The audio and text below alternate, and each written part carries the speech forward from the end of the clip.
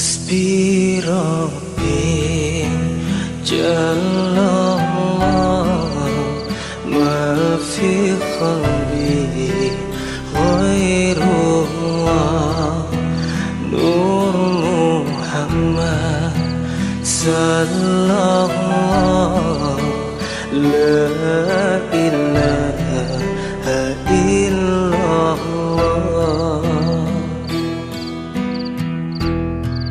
حسبي استغفر الله العظيم استغفر الله العظيم استغفر الله العظيم الذي لا اله الا هو الحي القيوم واتوب اليه. الفاتحه بنية التعلم والتعليم والتذكر والتذكير والنفع والانتفاع الى ارواح والدينا ووالديكم واماتنا وامواتكم وامات المسلمين عامه وخصوصا الى روح مؤلف هذا الكتاب الحبيب عبد الله بن علوي بن محمد الحداد العلوي وجميع سادة الأبي علوي جميع مشايخنا ومعلمينا ووالدينا ووالديكم وأمواتنا وأمواتكم وأموات المسلمين عامة وإلى حضرة النبي محمد صلى الله عليه وآله وصحبه وسلم. الفاتحة. إن الشيطان الرجيم بسم الله الرحمن الرحيم الحمد لله رب العالمين الرحمن الرحيم مالك يوم الدين إياك نعبد وإياك نستعين اهدنا الصراط المستقيم صراط الذين أنعمت عليهم غير المغضوب عليهم ولا الضالين آمين.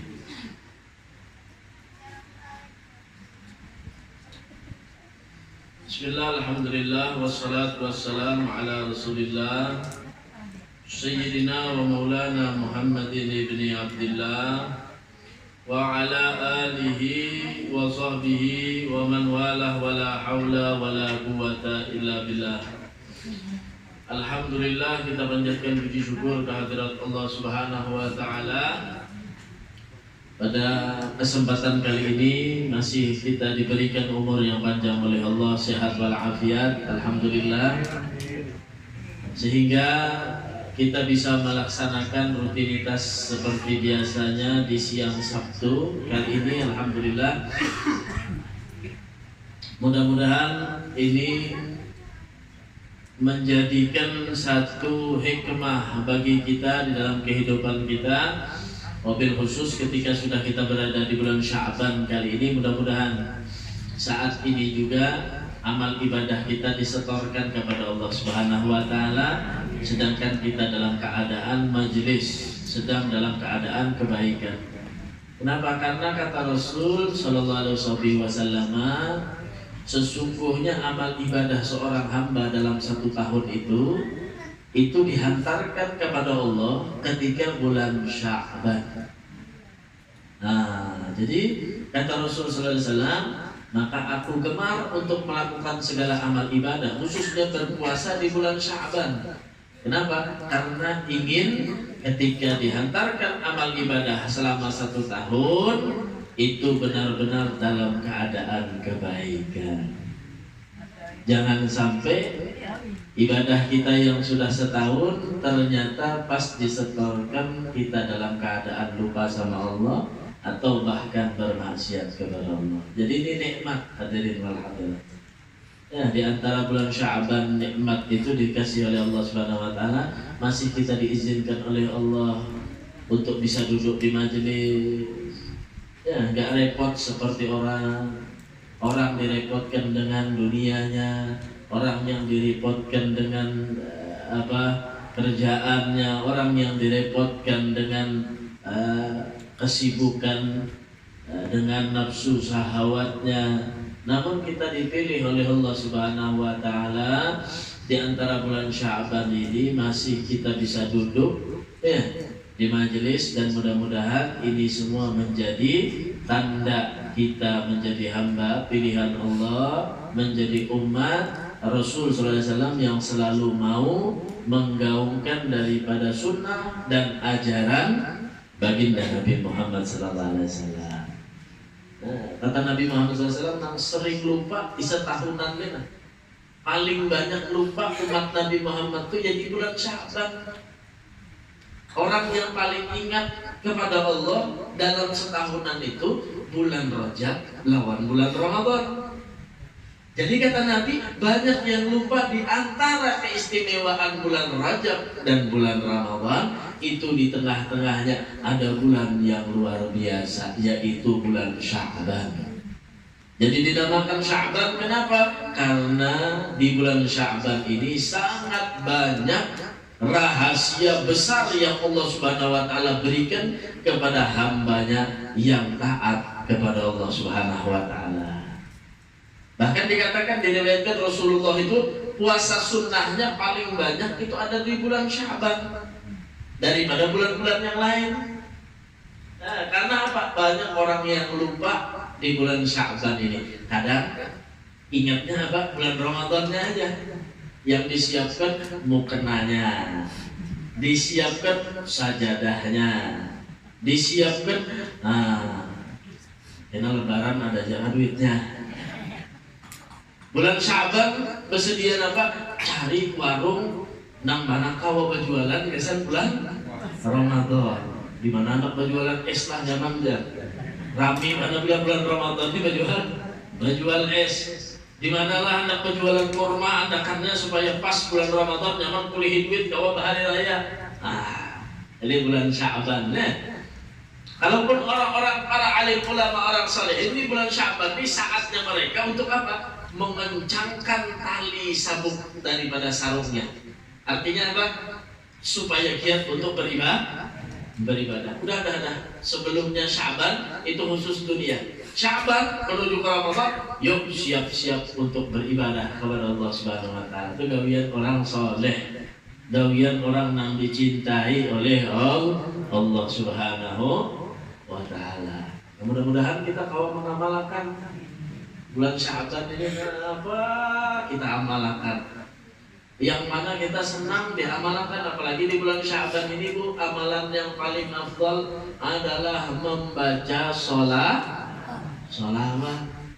Kenapa? Karena ayat innallaha wa malaikatahu yusholluna 'alan nabi ya ayyuhalladzina amanu shollu 'alaihi wa sallimu taslima, itu turun ayatnya ada di bulan Sya'ban. Itu ayat yang luar biasa. Coba Allah Subhanahu wa taala bersolawat dan Allah mengajak kepada seluruh para malaikatnya untuk bersolawat kepada Nabi. Kapan waktunya? Bulan Sya'ban. Allah mengajak kepada seluruh malaikat dan tidak terkecuali untuk bersolawat sama Rasul Sallallahu Alaihi Wasallam. Kalau sudah Allah dan seluruh para malaikatnya bersolawat, berarti perintah solawat ini luar biasa apa tidak? Luar biasa. Ya, Allah dan seluruh para malaikatnya bersolawat, berarti perintah ini luar biasa. Nah, ada misalkan satu kampung atau satu kota atau satu perusahaan yang menyuruh, biasanya ya kalau perintah itu perintah biasa, itu cukup yang mengerjakan tadi hanya pegawainya saja, atau cukup dibayar kepada orang untuk dikerjakan. Misalkan disuruh menyapu, sapu ini, bersihkan ini, berarti cukup kepada pegawainya saja. Lah ini kalau sampai bosnya yang turun tangan, kalau sampai wali kotanya yang ikut turun untuk mengerjakan tadi, berarti ini adalah perintah besar. Nah, Allah Subhanahu wa taala memerintahkan sholat. Apakah Allah Subhanahu wa taala sholat? Allah memerintahkan puasa. Apakah Allah berpuasa? Allah memerintahkan haji. Apakah Allah berhaji? Tapi ketika Allah memerintahkan kepada seluruh alam, termasuk malaikat, manusia, jin dan semuanya, untuk bersolawat kepada Nabi Muhammad SAW, apakah Allah bersolawat? Masya Allah, Allah yang memulainya. Innallaha, pakai kalimat taukid, sesungguhnya Allah dan para malaikatnya bersolawat sama Nabi Muhammad SAW. Ya ayyuhalladzina amanu, wahai orang yang beriman. Diajak khusus. Siapa yang diajak? Orang yang beriman. Enggak beriman, enggak diajak sama Allah. Nah, inilah gunanya orang yang membaca salawat. Berarti orang yang mudah mulutnya membaca salawat itu dikehendaki Allah menjadi orang yang beriman. Subhanallah. Coba kita lihat guru-guru kita, ulama-ulama kita gemar baca salawat. Amalan yang lain beliau kerjakan, cuma salawat di atas segala-galanya. Sholawat menjadi rutinan. Hendak berakikah, anak datang lahiran, dia baca sholawat. Di kiau rombongan maulid. Kenapa? Karena bila bersolawat sorangan aja paling sanggup 10 kali membaca. Supaya pas Habib Ali bin Muhammad bin Husain al-Habsyi yang ada di kota Siwun di Hadramut, lembah daerah pedalaman Siwun itu, beliau mengarang maulid Simtud Durar yang kita baca sering tuh. Nah, kalau di sini ya namanya maulid Habsyi, padahal itu marganya Sidin al-Habsyi. Nah, nama Sidin Habib Ali bin Muhammad bin Husain al-Habsyi. Itu Habib Ali. Habib Ali pernah ke Banjar. Enggak pernah Indonesia di mana aja beliau nggak tahu.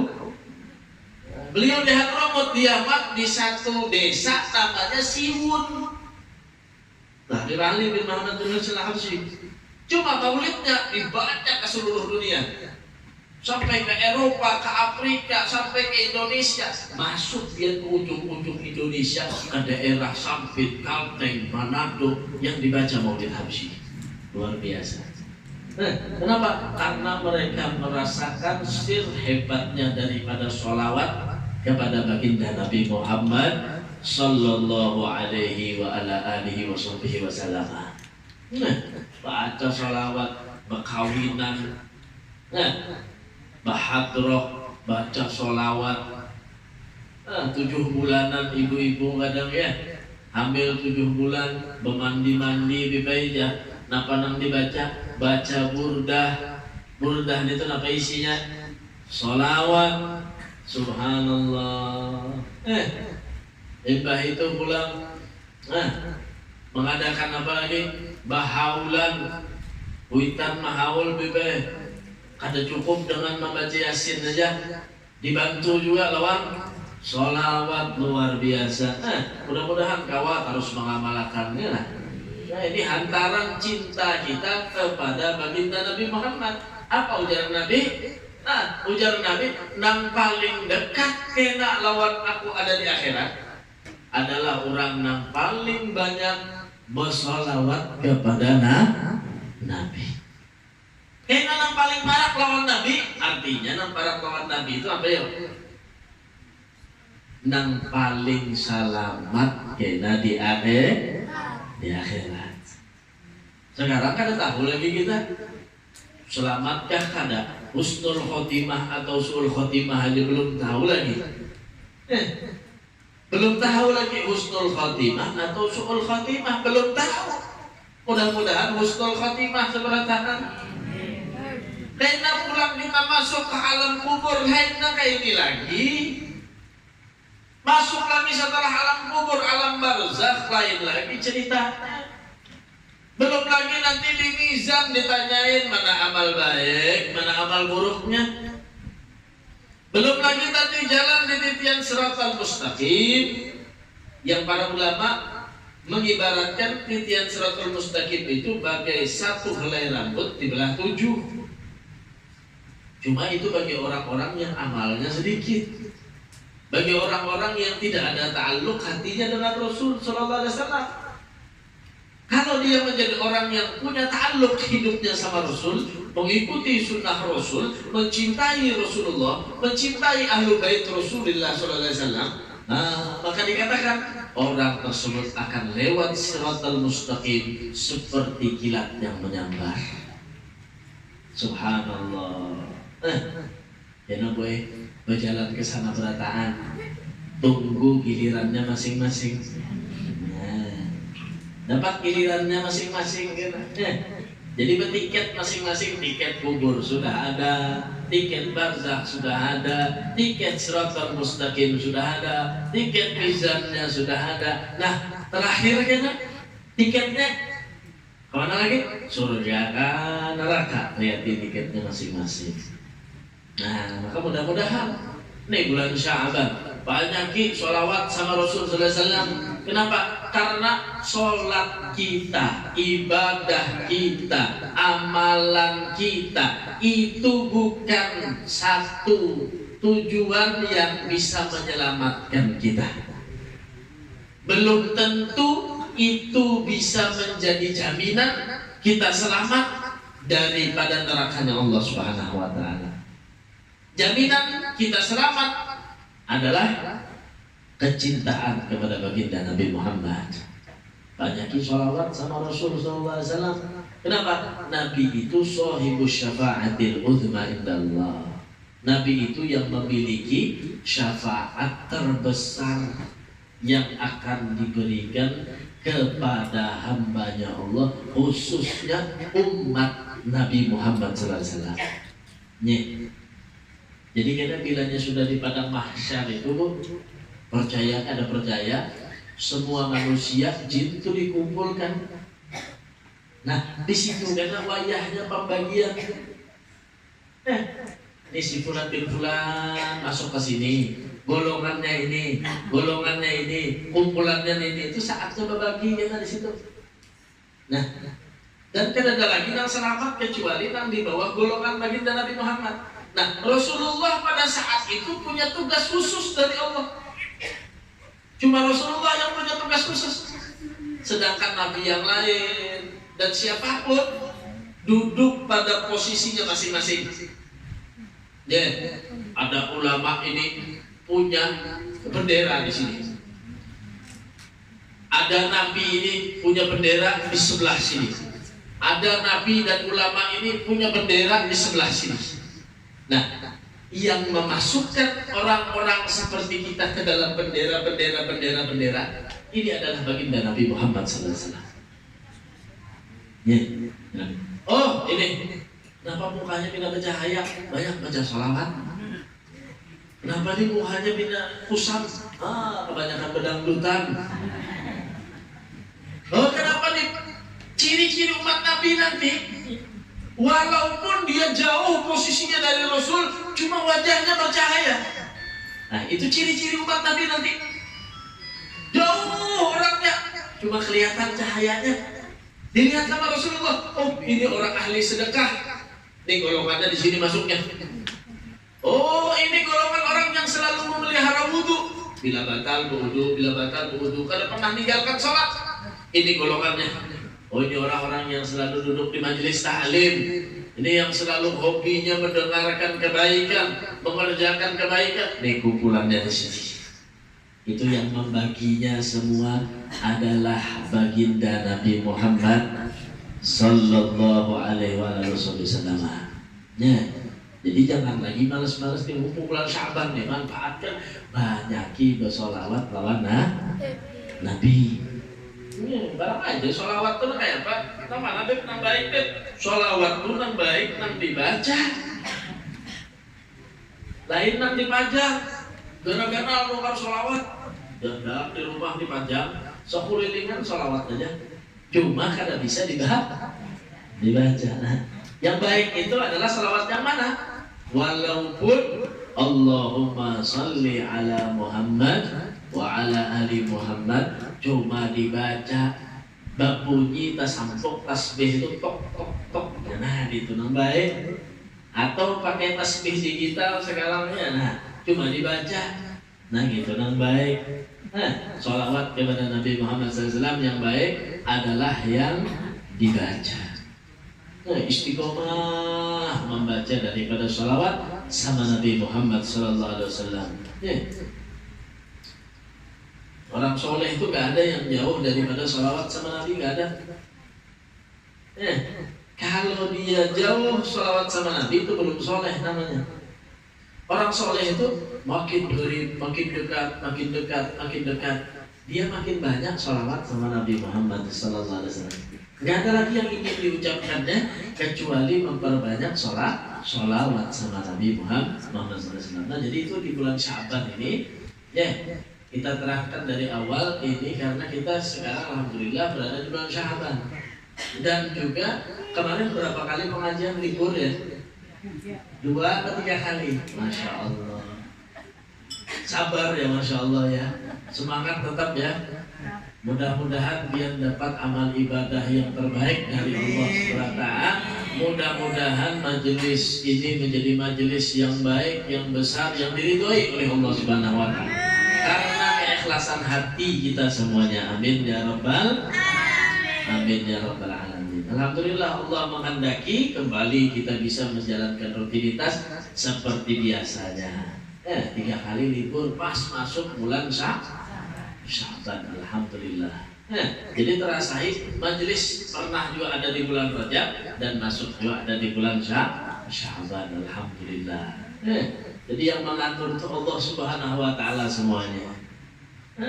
Mudah-mudahan kita mendapatkan sir pandangan daripada baginda Nabi Muhammad sallallahu alaihi wasallam. Nah, jadi di bulan Sya'ban ini tadi saatnya bulan itu diantarkan amal kita kepada Allah. Yang kedua, bulan ini adalah bulan yang Allah turunkan ayat salawat, maka perbanyaklah kita membaca salawat sama Nabi Muhammad sallallahu alaihi wasallam. Nah, yang ketiga peristiwa yang ada di bulan Sya'ban ini adalah pengalihan arah kiblat. Nah, jadi pertama kiblat itu ada di Masjidil Haram. Pertama Rasul itu disuruh beribadah menghadap sholatnya di Masjidil Haram. Kemudian karena diganggu Rasulullah sama orang-orang kafir Quraisy, diusir Rasulullah, bahkan dijanjikan dengan orang-orang yang ada di daerah Taif. Nah, dijanjikan Rasulullah disambut, dijanjikan diterima dakwahnya. Datang Rasulullah ke Taif itu dilempari batu, sampai dikatakan patah giginya baginda Nabi Muhammad SAW. Dilempari batu, dilempari kotoran Rasul sallallahu alaihi wasallam. Jadi mereka mengusir dengan baginda Nabi Muhammad sallallahu alaihi wasallam. Gak boleh lagi pokoknya ada di Mekah. Akhirnya Allah Subhanahu wa taala menguji Rasul sallallahu alaihi wasallam. Sebenarnya ujian kepada Rasul dan umatnya. Dialihkanlah arah kiblat itu ada ke Baitul Maqdis. Yang ada di Palestina. Jadi berapa lama Rasulullah SAW menyembah, sholat, mengarahkan kepada Baitul Maqdis. Dan itu membuat hatinya Rasul SAW itu menjadi kurang nyaman. Sampai turun ayat fawalli wajhaka. Disuruh Rasul SAW mengalihkan wajahnya lagi, artinya menghadap Rasulullah SAW kiblatnya kepada ilal Masjidil Haram. Kembali lagi sampai di sana tuh ada namanya Masjid Kiblaten ya. Nah, disitulah peristiwanya tadi itu 2 kiblat diarahkan. Itu ketika itu perintah Allah Subhanahu wa taala menggembirakan hati baginda Rasul sallallahu alaihi wasallam kembali mengarahkan wajahnya atau kiblatnya kepada Masjidil Haram. Wah, ujian bagi sahabat Nabi Muhammad. Bahkan ada yang daripada mereka keluar dari Islam setelah itu. Kenapa? Arah kiblat yang arahnya ke sini kok balik lagi. Padahal Allah Subhanahu wa taala itu cuma menguji kepada umatnya Rasul sallallahu alaihi wasallam, apakah mau taat kepada Allah? Apakah mau mengikut kepada baginda Nabi Muhammad sallallahu alaihi wasallam? Sampai sekarang arah kiblat itu adanya di Masjidil Haram atau adanya di Ka'bah itu. Kenapa? Karena Ka'bah itu bangunan pertama yang Allah ciptakan ada di muka bumi. Nah, kalau dibentangkan kata ulama, tali dari Ka'bah ini dibentangkan ke atas sampai ke langit. Nah, itu adalah tempat ibadahnya para malaikat yang namanya Baitul Ma'mur. Nah, Jadi malaikat itu beribadah di atas, tawaf di atas, arah sholat kiblatnya mereka arahnya ke Baitul Ma'mur. Nah manusia dibentangkan pas arahnya ada di Ka'bah. Nah itulah. Nah daripadanya tadi itu peristiwa yang ada di bulan Sya'ban. Nah jadi apa hikmahnya? Perbanyaki sholat sunnah, apalagi kalau di daerah kita, ini di daerah kita aja nang ada. Dan itu emang ada anjuran, ada hadis dari Rasul sallallahu alaihi wasallam kalau sudah di bulan Sya'ban itu ada satu malam yang diistimewakan, yang kadang pernah dilupakan sama Rasul sallallahu alaihi wasallam untuk beribadah. Giat Rasulullah SAW beribadah dan Rasul berpuasa di siang harinya, yaitu malam nisfu Sya'ban, 15 daripada bulan Sya'ban. Nah, ini kita masuknya 15 bulan Sya'ban. Jangan sampai ketinggalan sholat malamnya, baca yasinnya, baca zikirnya, kemudian besoknya disambung daripada puasanya. Bahkan sebagian riwayat mengatakan diampuni dosanya oleh Allah Subhanahu wa Ta'ala setahun yang lalu. Masya Allah. Itu sudah jadi biasa. Bahkan di daerah kita ini bila sudah nisfu Sya'ban itu bila ada berpuasa ditakut diurang aliran abaikan udah. Nah, jadi jangan kada berpuasa kalau bina tetangga betakun. Kalau di daerah lain masih ada yang puasa, ada yang enggak. Cuma kalau di daerah Kalimantan Selatan kita khususnya ini, kalau sudah masuk nisfu Sya'ban itu malamnya hibah masjid, musola hibah, majelis hibah.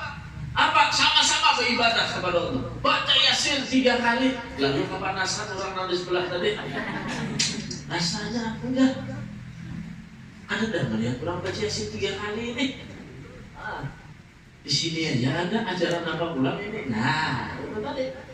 Nah, padahal orang anak baca yasin 25 kali ini tidak apa-apa juga. Yang salah ini yang kadang baca ya, yang kadang mau baca Quran. Jadi itu ada fadilah-fadilah di dalamnya, ada kebaikan-kebaikan. Kenapa jadi dikumpulkan? Ulama ini tahu, habaib itu tahu. Bila kada dikumpulkan, rami berjalanan. Jadi dikumpulkan, yuklah ibu-ibulah, siapakan mukenanya, sejadahnya. Kena di musola ini kita menggawi sembahyang malam nisfu Sya'ban. Ada yang digawi kena membaca doa selamat, dibagiakan bungkusan nasi, rami turunan. Itu sudah kebiasaan adat kita. Apalagi orang Banjar, Masya Allah. Bila ada sudah makanannya, rami turunan tuh. Ya lah, maulidan, bulan maulid lah. Kadang ada yang membawa mulai seorang, mulai rumah, berhurufnya. Ada nasi kuning, ada yang ini, ya lah. Subhanallah. Yang penting ada makanannya. Jadi turun jadinya itu. Di dalam malam nisfu Sya'ban, bulan Maulid kadang semacam ini. Subhanallah. Jadi manfaatkan di malam nisfu Sya'ban. Malam nisfu Sya'ban itu untuk beribadah kepada Allah, banyaki sholawat dan berpuasa. Mudah-mudahan di malam nisfu Sya'ban itu amal kita semua tadi itu disampaikan oleh Allah Subhanahu wa Ta'ala dalam keadaan baik. Amin ya rabbal alamin. Hasbi Rabbi Jallallah ma fi khalqi